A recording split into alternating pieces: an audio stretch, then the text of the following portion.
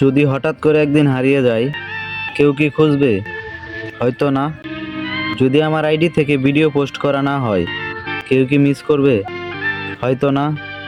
ইনবক্সে মেসেজ আসবে, কিন্তু সিন হবে না, কেউ রিপ্লাই পাবে না, পড়ে থাকবে ওইভাবেই। কেউ কেউ হয়তো অপেক্ষায় থাকবে, এ বুঝি আসলো অনলাইনে। আবার কেউ কেউ হয়তো টেরও পাবে না, কেউ একজন নেই, কেউ একজন হারিয়ে গেছে। হয়তো একটা সময় কারোর মনে পড়বে, এ জানি আর নেই।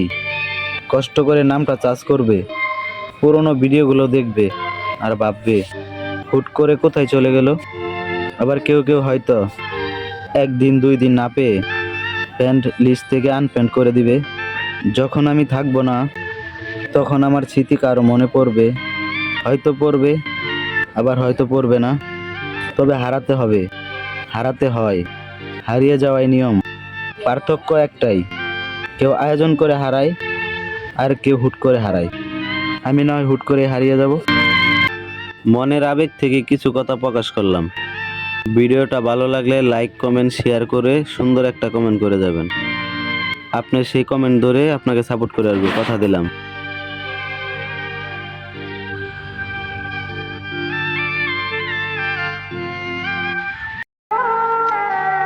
জীবনের শেষ প্রান্তে দাঁড়িয়ে আল্লাহর কাছে একটা জিনিস চাইবো, আমার মতো ভাগ্য নিয়ে আর কোনো মানুষ যেন দুনিয়াতে না আসে।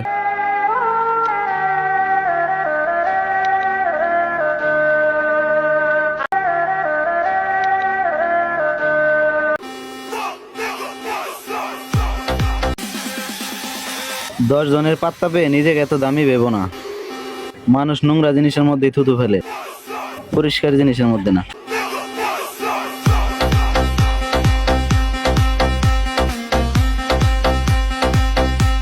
আপনি একদিন আমাকে খুব মিস করবেন, না চাইতে কান্না করে দিবেন। চেহারা তো আমার থেকে ভালো পেয়ে যাবেন, কিন্তু যখন ওই মনের দিক থেকে খুঁজবেন, তখনই আপনি হেরে যাবেন।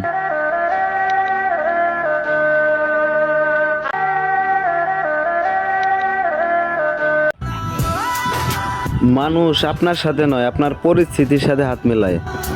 কথাটা ছোট হলেও ভেবে দেখবেন।